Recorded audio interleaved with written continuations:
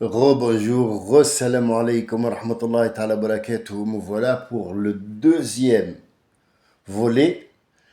On a parlé la première du cœur et nous avons dit après c'était les sentiments qui sont un petit peu barbouillés. Pourquoi nous, les Nord-Africains, tous les gens qui sont rentrés dans l'islam pensent un petit peu en barbouille. Le cœur, on s'est mis d'accord pour que vous réfléchissiez sur le sujet et que vous voyez de vous-même que le cœur n'est qu'un outil de respiration, comme l'oreille est un outil pour l'écho, la bouche et la langue sont un outil pour parler, et les yeux, c'est un outil pour voir, pour regarder plutôt. Mais voir, on voit avec autre chose. On ne voit pas avec le cœur, et c'est pas le cœur qui décide j'y vais ou j'y vais pas. Les battements de cœur, quand ils s'élèvent, quand tu vois quelqu'un que tu aimes, ou tu as peur, ou il y a un problème, ou on va t'attraper, la police te court derrière, tu as le cœur qui bat, c'est un afflux de sang. Un afflux de sang. Donc le cœur doit s'adapter au rythme du sang qui tourne vite, ou énervé, ou essoufflé. Donc c'est tout à fait normal qu'il bat. Ça ne veut pas dire que le cœur a senti que. Il n'a rien senti du tout. Rien. Il y a autre chose qui sent. Et si ça sent, c'est qu'il faut aller se laver, tout simplement. Bien. Alors, les sentiments. Ah là là là là là. Ah là là là là là là là. Oh là là là là là là. Attention, c'est un mot qui est banni du dictionnaire des Nord-Africains. Les sentiments, il les camoufle tellement profond que tu ne vois rien que de l'hypocrisie parce qu'il ne peut pas dire à sa femme ou à son enfant « je t'aime ». C'est juste les générations de maintenant qui commencent un petit peu à s'ouvrir, mais ils ne sont pas au point de dire « je t'aime ». Il y a juste la génération qui est née ici, ou dans les pays occidentaux, mais dans les pays là-bas, il n'y a pas de « je t'aime ». Je t'aime, c'est haram. Voilà, on est rentré dans l'histoire de l'idiotie. On revient à l'idiotie. Donc, le monsieur, il ne s'assira jamais près de sa femme, il ne fera jamais de câlin à sa femme. Pourquoi? Parce qu'ils sont tous dans une famille, tous dans une chambre, et il ne peut pas faire ça devant les autres. Il ne le fera pas dans sa chambre puisqu'il rentre tard, elle dort tôt, et il se lève tôt et elle se réveille tard, et ainsi de suite. Donc j'ai pris un seul cas, mais disons que va on l'expliquer autrement parce que chaque famille a ses habitudes et je ne peux pas prendre la généralité parce qu'il n'y a pas dans ces situations-là, dans les sentiments, il n'y a pas de généralité. Ce sont des choses intimes, personnelles. Mon sentiment à moi pour ma mère n'est pas comme le sentiment de mon frère vers ma mère. Et mon sentiment, moi, pour mon frère, n'est pas le même qu'il porte pour moi. Donc, je ne peux pas généraliser le sentiment et dire, oui, les Africains, s'ils disaient tous, je t'aime, ça ira. C'est pas ça du tout, et ça ne fonctionne pas comme ça. Essayez-le comme vous voulez. Ça fait 19 siècles qu'on vit dans la même chose. Dire je t'aime à ses parents ou à sa mère, ça ne se fait pas. Et pourtant, Rasoul nous enseigne à son époque, il y a quand même 22 siècles, excusez-moi, mais il y a 22 siècles, il y a quelqu'un qui est venu au prophète, il lui a dit, Rasulallah, moi j'aime telle personne dans la mosquée. La réponse du prophète était sans appel. Très clair, très net, t'as pas besoin de dictionnaire là-dessus. Il lui dit, est-ce que tu lui as dit? Il dit non. Pourquoi tu viens me le dire à moi? C'est pour gagner ma grâce? Ou est-ce que moi je suis responsable de ce gars? Je suis pas sa femme, je suis pas son mari. Pourquoi tu vas pas lui dire à lui? Pourquoi tu viens me le dire à moi? Si tu l'aimes, pourquoi tu viens me le dire à moi? On lui a posé la question une autre fois. Il y en avait un qui a dit, je vais voir si le prophète m'aime bien. Je vais voir si j'ai une assistance. Est-ce qu'il me reconnaît au moins? Que je puisse savoir, est-ce que je vais avec lui au paradis ou pas? Ya Rasulallah, oui. Tu aimes qui le plus? Il a dit Aïcha. Oh, devant les Arabes dire ça. Oh là là. Ah, les gens, ils étaient gênés. Ils étaient gênés. Comment le prophète, il ose dire ça? Bah oui, j'aime Aïcha.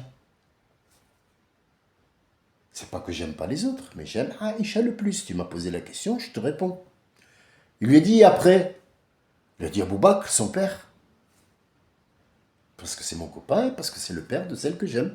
Et après, il a dit Omar, et ainsi de suite, et ainsi de suite, et ainsi de suite. Il a nommé plein de monde, y compris ses femmes, et ainsi de suite. Il a dit, j'ai cru ne pas faire partie de ce que le prophète aime. Et j'ai commencé à pleurer, il m'a dit, et j'aime ma Umma. Et il a dit, à ce moment-là, je me suis senti, je dis, même si ma place, elle est au numéro 3 millions derrière, au moins je fais partie de l'amour du prophète, et il s'est exprimé. Comment un prophète peut s'exprimer? Et toi, qui le suis, ne t'exprime pas. Troisième situation, le prophète jouait avec ses petits-enfants, les enfants de Ali, Al-Hassan ou Al-Hussein, et il lui faisait des petits câlins, des bisous. Un arabe, bien arabe de chez monsieur arabe, que le prophète appelait Al-Arab, parce qu'ils ont été arabisés tellement ils sont dans l'extrême, pas droite, mais l'extrême de tous les extrêmes. Il a regardé le prophète d'un air narquois comme ça, il lui a dit ah, les Arabes, c'est la moustache, tout ça. Ah, je suis arabe, moi, je dis pas je t'aime. Il a dit, moi, j'en ai 11, des gamins. Je n'ai jamais embrassé quelqu'un. Tu vois, le gars sûr de lui devant le prophète, tu vois. Comme les Nord-Africains maintenant, quoi. Moustache, c'est moi le... Oui, mais il y a des femmes qui ont des moustaches aussi, mon chéri. Eh oui, mon chéri, il faut que tu te réveilles un petit peu quand même, non? Hein? Parce que les poils aussi, j'en ai là, hein. Ça fait de moi un homme, tu crois? Tu crois que c'est une barbe, ça? Hein? Tu crois? Tu crois ou t'en es sûr? Faut me le dire. Si t'en es pas sûr, il y en a ailleurs aussi, hein? Des poils. Alors si avec les poils tu deviens un homme, il y a des trous du cul partout alors. Ben oui, faut savoir ce que tu dis. Je sais, je suis vulgaire. Oui, je le sais très bien que je suis vulgaire. Mais la vulgarité, c'est le franc-parler des gens. Pour que tu puisses lui dire les vérités, ils sont là. Et c'est ça l'histoire des sentiments. On ne dit pas Qaoum Lut. Oh là là là là, dans une famille, le papa il est assis. Il est dans un... Oh là là, il a dit Qaoum Lut. Ah putain, il faut le sortir. Sortez-le vite. Oh, au secours, au secours. Est-ce que c'est logique? Mais Dieu te dit Qaoum Lut. Qaoum Lut. C'est le peuple de Sodome. Gomorrhe et Sodome. Ben oui, ils se sodomisaient. Pourquoi j'ai pas le droit de parler de ça? C'est dans le Coran, non? Ah non, non, non, c'est haram. Mais pourquoi tu le haram? Pourquoi tu le haram? Kelb, el hamar, pourquoi tu le haram? C'est dans le Coran. Il nous a même décrit comment il faisait.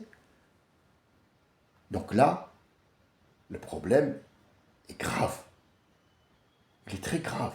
Qu'est-ce qu'il lui répond, le prophète? Il lui a dit, Man la yarham, la yurham. Celui qui n'est pas miséricordieux, rahim, jamais il trouvera le retour. Tu n'embrasses pas, on ne t'embrassera pas. Tu n'as pas de sentiments, on n'en aura pas vers toi. C'est le prophète qui dit ça. Pourquoi ne pas parler de mes sentiments? Est-ce que ça fait de moi un homosexuel si je me parle de mes sentiments? Quel est le rapport? Donc le problème est là, on a mélangé entre savoir, sentiment, tradition, État, gouvernement, loi. Tout ça, ça fait de la cherchoura bien pimentée qui fait couler le nez jusqu'au montant là. Et après, ah putain, j'ai rien compris, hein? Ben oui, mais tu vas rien comprendre de toute façon, ni toi ni tes enfants. Parce que tu as mélangé. On ne mélange pas sentiment quand tu travailles avec l'argent.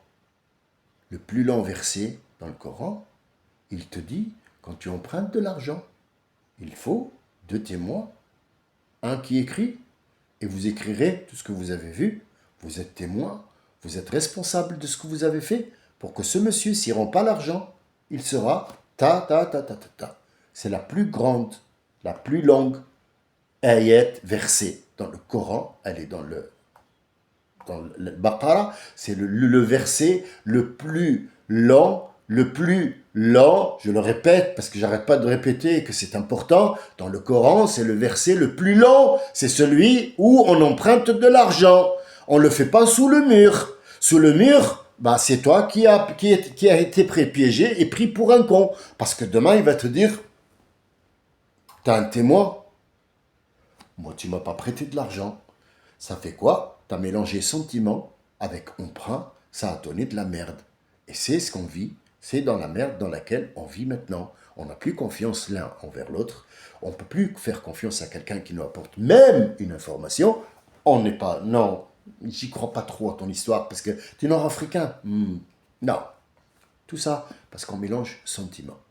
Mais disons que moi, je vais la faciliter et je vais donner un petit exemple pour voir un petit peu où on s'arrête, où sont nos limites et comment on doit reprendre notre vie en main et bénéficier de ce sentiment de vivre, de ressentir les choses, de dire à quelqu'un je t'aime ou je te déteste. Les deux, ce sont des sentiments. Celui-là, c'est un sentiment, pas de haine, mais tu peux avoir de la haine comme tu peux avoir de la détestation seulement, et tu peux aussi être en colère contre ce qu'il a fait et non pas contre lui. On ne peut pas dire quelqu'un « Oh, t'es moche !» On ne peut pas, parce qu'il n'est pas moche. Ce qui est moche, c'est ce que tu as dit. C'est Dieu qui l'a créé comme ça pour une cause, et il peut être beau. Mais toi, tu as dit qu'il était moche. Ce qui est moche dans l'histoire, c'est pas lui. C'est ce que tu as dit qui est moche. Il faut le savoir. Mais rentrant dans l'exemple, comme l'histoire du cœur, je vais vous mettre un exemple, là, et je vais vous laisser y réfléchir. C'est une matière que je vous donne pour y réfléchir. Si je vous parle du prophète, il a dit, vous n'allez pas retenir. Mais vous allez retenir un exemple de la vie courante, que n'importe qui va écouter une fois, il va le retenir. Je pourrais vous dire un verset coranique maintenant, vous ne le retiendrez pas. Parce que tellement il est compliqué, vous n'allez pas. Mais une chose de la vie courante, vous allez la retenir. Regarde. Je vais prendre une femme, pas un homme. Pour l'instant, on va prendre une femme. C'est la matière. C'est la matière. À réfléchir. Je vais vous donner les morceaux et vous allez les coller tout seul et vous allez voir où se trouve votre problème à vous. Votre problème à vous, il est où? Une femme est dans sa cuisine. La cuisine, on n'en a rien à foutre qu'elle soit Ikea, en marbre. C'est pas ça le problème. Mais le souci, c'est que quand tu commences à parler avec quelqu'un en islam, il te dit, elle est en marbre ou c'est quoi? C'est du bois parce que sinon, regarde, tu vois, il est parti dans des délires pas possibles sans avoir écouté le reste. Ça, c'est le premier problème. Déjà. Il parle, je lui dis bonjour. Tu as entendu? Ouais, j'ai entendu. Ouais. Non, mais c'est pas de ça que je te parlais. Je voulais te parler de ma perruche, là. Et toi, tu me parles de Aznavour. On n'est pas sur la même planète, mon ami. On n'est pas. Tu sais pourquoi? Parce que moi, je t'ai pas dit, je t'ai pas mis les conditions. Moi, je vais te raconter une histoire ou bien te poser une question concernant tel et tel. Est-ce que tu peux m'écouter ou pas? Ça, c'est le premier, il est responsable. Le deuxième, il n'a pas écouté. Il a pris la discussion, c'est lui, ça y est, qui dirige. Ouais, ça y est, je suis au courant, là, ouais. Non, mais ils vont renvoyer Boualem, là, ou je sais pas qui on a. Moi, je te parle de ma perruche. Ça, c'est le premier problème. Deuxième, une femme est dans sa cuisine et elle fait bouillir de l'eau. Est-ce que là, on va parler du feu? On va parler de la casserole ou de l'eau?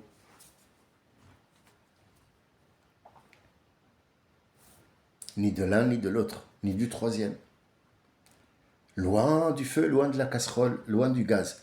Si je parle du gaz, il faut savoir est-ce que c'est une rosière, est-ce que c'est un gaz à gaz ou un gaz électrique ou une plaque électrique, parce que la plaque électrique, elle peut chauffer, mais elle ne peut pas s'allumer, il y a toujours un code pour les enfants, et ainsi de suite, on est parti sur des délires électroménagers. Mais si on parle de la casserole, est-ce qu'elle est anti-adhésif, est-ce qu'elle est antifale, est-ce qu'elle fonctionne avec la plaque électrique, est-ce qu'elle est aimantée, pas? Tu vois, on est parti sur la casserole. Eh oui. Et oui, on est parti sur la casserole. Et si on parle de l'eau, bah l'eau, tu l'as pris où? Du robinet, attention, parce qu'il y a des calcaires, il y a du calcaire dedans, hein, parce qu'il faut faire... Eh, cousin, je parle ni de ça, ni de ça, ni de ça. Je parle du fait que la dame va mettre du feu. Le feu, ça peut être dangereux, et elle est responsable de ce qu'elle va faire. Ah, t'as percuté. Eh ouais, mais tu nous as fait un spectacle pour rien, cousin. Il fallait attendre l'histoire.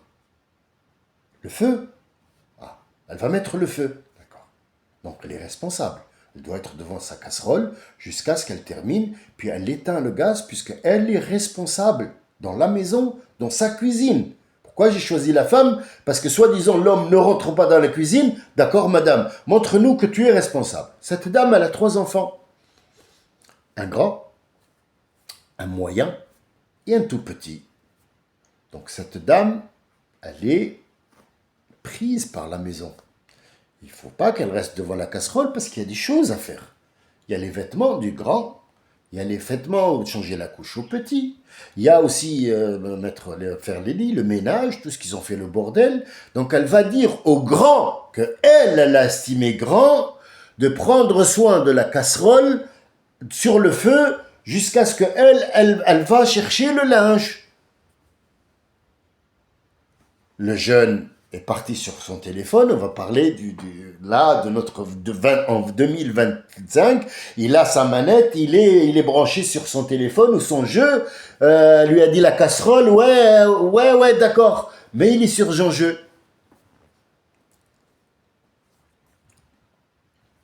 Le plus jeune, encore adolescent, il a voulu toucher le truc, mais il s'est rendu compte que si jamais il mettait la main, il peut se brûler.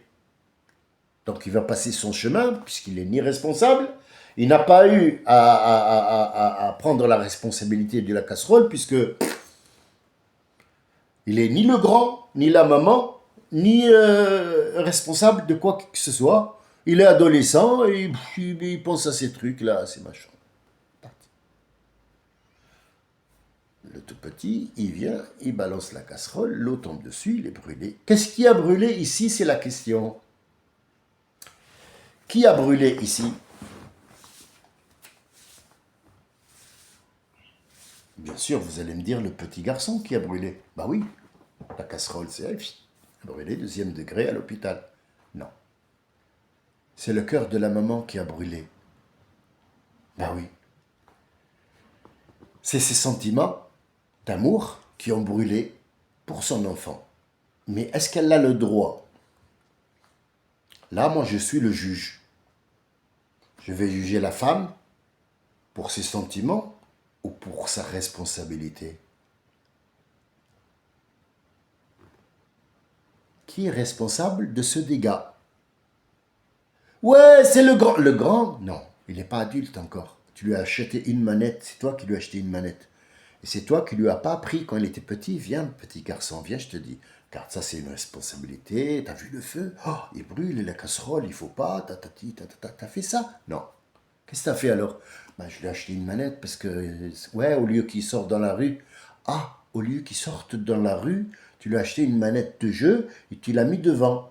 Donc là, son éducation, elle est comme ça. Oui, d'accord. Et l'autre, tu lui as pas fait sentir qu'il est responsable aussi? Ben non, il est jeune encore. Ah, d'accord. Tu attends quoi? Qu'il ait 50 ans pour lui montrer qu'il est responsable? T'attends quoi? Parce que les Nord-Africaines, ils attendent que leur fils atteigne les 40 ans pour commencer à lui dire « Ah, je le dis, sors pas, sors pas. » Oui, je sors pas. Le mec, il a un réseau de drogue. Qu'est-ce que tu me dis? Sors pas où? Il sort pas où? Il fallait faire ça quand il était petit. Pas maintenant. Pas quand il est vieux, on va pas l'emmener quand il est vieux, on va l'emmener à l'école primaire. Faut arrêter tes conneries. C'est ça le problème, c'est que vous mélangez sentiments, éducation, tradition, soustraction, avec toute la merde que vous avez dans la tête, avec les choses logiques de la vie. C'est tout à fait normal que les autres vous rejettent. On vous rejette. Tu viens à des gens qui ne sont pas instruits, tu leur dis « وَقَالَ اللَّهُ تَعَالَى, suis-je vous allez aller en enfer, et ça c'est haram. Mais c'est normal qu'il va prendre cette image, il va rentrer à la maison. L'imam, il a dit, Wallah, je vais vous massacrer jusqu'au dernier. Qui est le responsable ici? Qui est le responsable? C'est son président dans le bled. Ah ouais? Et le président, c'est vraiment le responsable? Bah oui, il a pris en main toute une Omma et il l'a pas fait. Mais le président, il te dit, c'est pas moi. C'est pas moi. C'est l'imam de l'Arabie Saoudite qui est le chef des Arabes. C'est lui qui doit nous enseigner qu'est-ce qu'il faut faire et qu'est-ce qu'il faut pas faire. Mais l'autre, ça l'arrange pas. Si t'enseignes qu'est-ce qu'il faut faire et qu'est-ce qu'il faut pas faire, il va pas devenir roi. Demain, tu vas lui mettre 4 gamins qui sont intelligents, ils vont l'enlever, ils vont lui dire, écoute, on va reviser le Coran parce que c'est pas le bon. Donc ça l'arrange pas. Il va t'envoyer des imams bien casserolés, bien encadrés, bien, ils savent ce qu'ils disent, parce que il faut qu'il y ait un rythme qui reste comme ça. Mais est-ce que toi, tu as réfléchi? Est-ce que c'est vraiment la maman qui est la responsable? Moi, je te dis que non. Le responsable aussi, c'est le papa qui est absent. Tu vas me dire, oui, mais le papa, il est allé travailler. Oui, mais avant de travailler, il faut que tu assures que ta maison, elle est bien sécurisée. Parce que si tu vas travailler, ta maison, elle est ouverte, on va te la voler. Et si on te les vole, c'est pas l'assurance qui a, c'est pas l'assurance. Ne me dis pas, ouais, l'assurance. L'assurance, elle va vous dire, monsieur, est-ce qu'au moins vous avez fermé votre maison?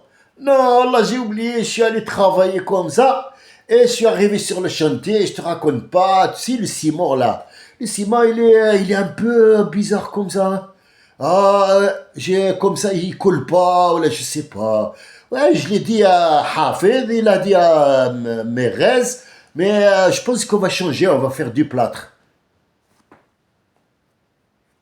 Et voilà, on est parti sur un autre délire. Complètement à l'arrache. Complètement. Et quand quelqu'un comme moi qui vient et dit, voilà, moi je vois un problème qu'il faudra qu'on révise. 2 ou 3 personnes, c'est tout. Après, eux, c'est contagieux. Après, ils vont savoir que, oui, il y a un problème. C'est pas grave, même si c'est 2 ou 3 familles, c'est tout. Eux, ils vont réparer quelque part. Le champignon, il est là encore, mais au moins on a traité quelques petits coins, ça viendra. Ah non. Ah non, non, on va pas le laisser faire. Non, non. Pour qui se prend? Mais pour personne.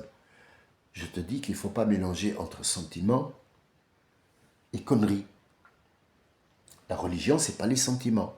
L'argent, ce n'est pas les sentiments. Quand tu vas travailler dans un pays qui n'est pas le tien, ce n'est pas ta nation, ou ta patrie mère, je ne défends pas ce pays, mais la terre sur laquelle tu marches, ce n'est pas un Français. Le Français, c'est celui qui habite sur la terre. Mais je te parle de la terre. La terre, elle appartient à qui? À Dieu? Bien. Dieu t'a dit de prendre soin de la terre ou pas? Oui. Pourquoi tu mélanges le français avec le terrain et la terre et le sable? 23 minutes. 2 sujets, il reste le 3e. 23 minutes, on n'a pas le temps. Les gens ne resteront pas plus devant leur écran. C'est pas possible. C'est pas possible. Maintenant, une chanson, c'est une règle. Vous allez voir, allez voir sur Internet. Dites aux chanteurs, qu'est-ce qu'on vous impose à la télé? Qu'est-ce qu'on vous impose? Les chansons sont dorénavant à 2 minutes, 6. Oui, une chanson rythmique où on danse 2 minutes, 6, pas plus. Sinon, elle ne sera pas diffusée. Pourquoi? On n'a pas le temps. On n'a pas le temps. Alors, moi, ce que je veux vous dire, prenez le temps d'étudier la matière que je vous ai donnée, jetez ce qui ne va pas, et prenez le cœur. Le cœur. Le cœur. C'est ça le cœur. On y reviendra, Inch'Allah, parce que le cœur, c'est pas fini. C'est pas fini du tout. C'est pas fini, mais alors, de chez fini. On a juste fait mettre le problème pour que les gens le regardent d'abord, et après, si vous voulez, on en reparle. Celui qui veut que je lui reparle du cœur et qui peut ou qui veut discuter avec moi, me donner son opinion, je vais lui dire le reste et vous allez voir, c'est hallucinant. Je vous souhaite une bonne après-midi. Je vous dis à bientôt. Peut-être que je ne reviendrai pas pour le troisième aujourd'hui, mais demain. Sachez que chaque vidéo qui a la même décoration derrière, c'est pas une décoration, c'est pour que les gens reconnaissent que c'est la même vidéo, donc c'est le même sujet qui est collé. Voilà, tout simplement, je change à chaque fois pour que les gens sachent que celui qui tombe sur une vidéo, il ne sait pas par où on a commencé, c'est toujours le même décor derrière pour que les gens sachent. Tout simplement, c'est pas pour faire un décor, je m'en fous complètement du décor. Ce qui est important, c'est le sujet, le cœur et le nerf du sujet. Je vous souhaite une très bonne après-midi. Merci de votre écoute. Que Dieu vous garde tout ce temps que vous êtes. Orthodoxe, chrétien, judaïsme, machin truc, Bouddha, soyez bénis, soyez en paix. Salam alaikum wa rahmatullahi wa barakatuh.